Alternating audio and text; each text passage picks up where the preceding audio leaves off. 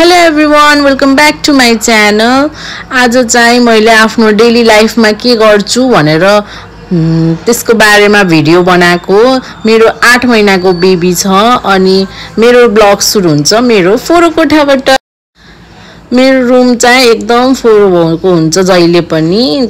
मिलाउन त मिलाउँछु तर त्यति चाहिँ मिलाउन पाइँदैन किनकि बच्चासँग अलि गाह्रो नै हुन्छ।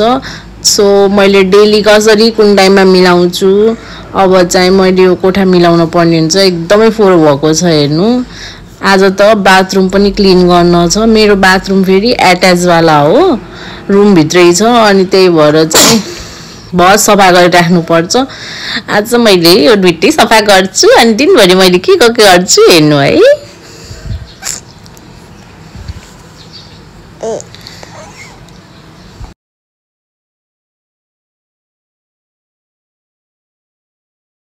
ल अब स्टार्ट गरौँ है। मैले हेर्नु छिटो काम गर्दैछु किनकि मेरो अझै पनि कति धेरै कामहरू छ। ल म छिटो काम गर्छु है, हेर्दै गर्नु होला।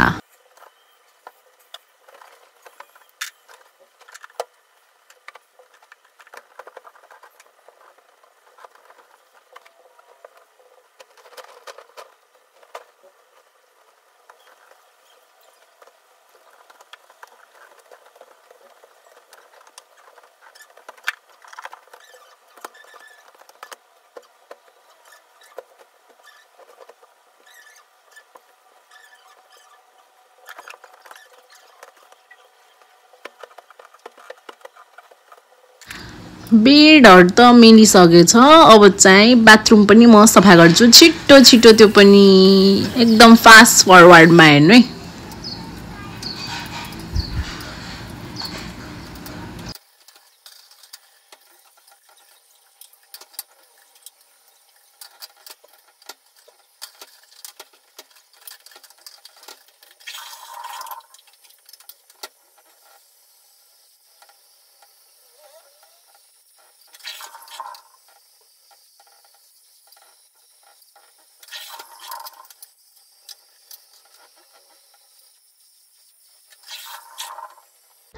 मैले क्लिन गरेर नि सके। मेरो नानी चाहिँ सुतिराखी छिन्। हामीले अब फ्रेस एयर हेरौँ है त। यो चाहिँ मेरो घर अगाडिको बाटो हो। एकदम घाम लागेछ। यो चैतको महिनामा बेसरी घाम लाग्छ कि फेरि यति गर्मी हुन्छ नि।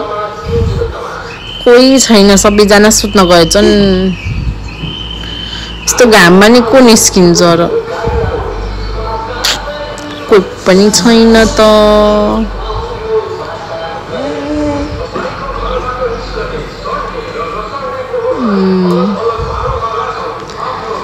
बहुत घाम छ। बेबी नानी पनि उठिसक्यो। बेबी ओइ चना चना, इधर इधर ये ये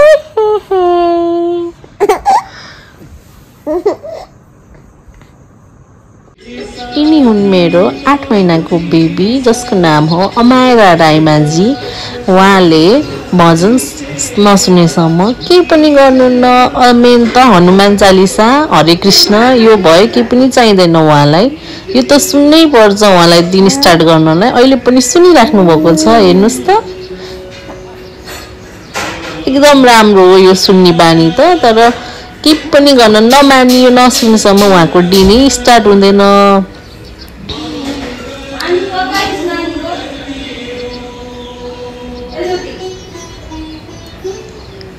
हेर्नु त अझ उता हेर्दै मलाई पुल्लु पुल्लु पनि हेरिराखी छिन्। निद्रामा छिन्। निद्रामा आई बिहान भजन सुन्न बसिसकेकी छिन् नि। यो चाहिँ मेरो चिया सिडको पानी हो जुन मैले रातभरि भिजाएर राखेको छु। यो नखाएसम्म म पनि केही गर्न सक्दैन। यसले एकदम एनर्जी दिन्छ। अनि मैले थोरै भिजाएको बदाम पनि खान्छु। मेरो नानी उठेर खेल्न पनि लागिसकिन् मम्मीसँग।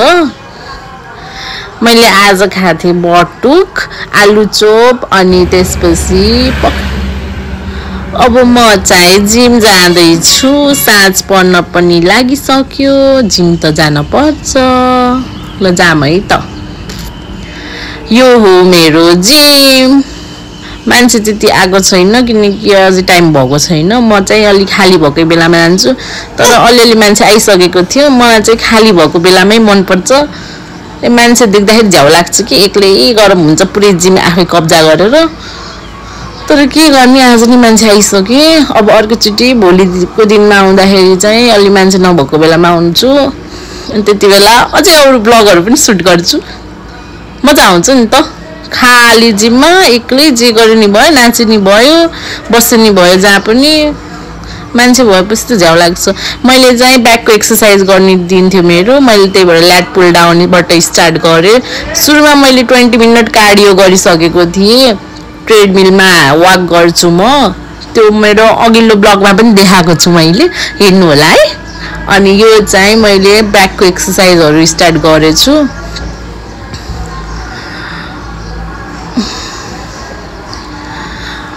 यस्तै गरेर चाहिँ मैले आफ्नो पछाडिको मासुहरू एकदम घटाएको छु।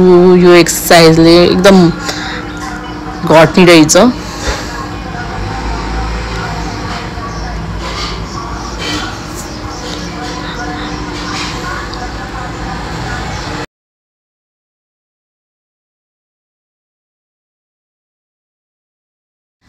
र मैले एक्सर्साइज गरेर नि सकाएँ। हल्का फोटो सोटो त खिचिहाल्नै पर्यो। जिममा आएपछि मिरर सेल्फी नहानेसम्म जिममा आए जस्तो लाग्दैन फेरि मलाई मात्र हो कि सबैलाई हो। घर आएको त नानी अझै पनि सुतिरहेकी छिन्। आज खानाको लागि चाहिँ माछा पाक्दैछ हाम्रो घरमा। माछा बनाम है त। मैले माछा फ्राई गर्दैछु। यो चाहिँ नुन र बेसार लगाएर मोलेर राखेको माछा हो। फ्राई हुँदैछ। मसलाको लागि चाहिँ मैले लसुन, सुकेको खुर्सानी, तोरी, कालो तोरी, सेतो तोरी, धनिया अनि जिरा अनि थोरै चाहिँ टिमुर पनि हालेको छु। त्यो चाहिँ देखाउन भुलेछु। हामीले चाहिँ यसमा प्याज हाल्दैनौँ। यो मसलामा प्याज नहालिकन बनाएको यो माछा। यसलाई चाहिँ राम्ररी फ्राई गर्नुपर्छ, एकदम हेरी नत्र फेरि भाँचिन्छ यो माछाको पिसहरू। फेरि राम्ररी उल्टाइ पल्टाइ राम्ररी पकाउन पर्छ। अनि पन्नु पनि एकदम प्लेन टाइपको लिनुपर्छ, तिखो भएको, किनकि त्यो पल्टाउँदाखेरि भाँचिने चान्सेस हुन्छ अरू पन्नुले। फ्राई भइसकेको छ माछा। अनि अब टाउको मात्रै रहेछ, त्यो पनि फ्राई हुँदैछ आदि। मसला यता मैले भुट्न लागिसकेँ। त्यो तेल हालेर त्यही अघि नै पिसेको मसला हो यो चाहिँ एकदम मजाले पाक्न दिनुपर्छ। अनि यो टमाटोको पेस्ट त्यही मसलामा हालेर यसलाई पनि मजाले उल्टाइ पल्टाइ राम्ररी पकाउन पर्छ। त्यो पाकिसकेपछि यस्तो हुन्छ त्यसको टेक्स्चर। यसमा चाहिँ थोरै हामीले गरम मसला हाल्छौँ अनि धनिया, हल्का धनियाको पात हालेर झोल हाल्ने नि त। यो त माछाको झोल हो फेरि, त्यही भएर माछाको झोलै हाल्न पर्यो पानी हालेर। अनि यो फ्राई गरेर राखेको माछा, यसमा चाहिँ स्वाद अनुसार हजुरहरूले नुन हाल्नु होला। यो चाहिँ एकदम मिठो हुन्छ यसरी पकाउँदाखेरि। सिम्पल अनि इजी रेसिपी हो यो, हामीले यस्तै बनाएर खान्छौँ। तर यो गर्मीमा चाहिँ खान सकिन्न, तोरी हालेको हुन्छ अनि गर्मी गराउँछ एकदम। अर्को गर्मीमा खाने स्टाइलको माछा पनि म बनाएको भिडियो हाल्छु, त्यो पनि हेर्नु होला है। यो पानी हालेर यस्तो भयो झोल। मैले त खान लागिसकेँ, भातमा हालेर स्टार्ट गरिसकेको छु। खाइसकेपछि चाहिँ यता मेरो नानी उठिसकेकी थिए अनि म त्यसलाई कपडा चेन्ज गराएर खेल्न लगाएको छु।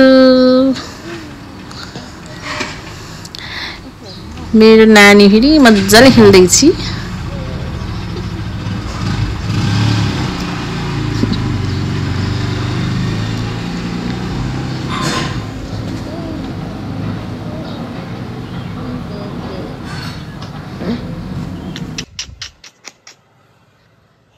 बेबी उठ्यो बेबी। सुन बेबी, के गर्ने अब? बुबु खाने कि खेल्न जाने? कहाँ जाने भन त के जाने छोड्नु हो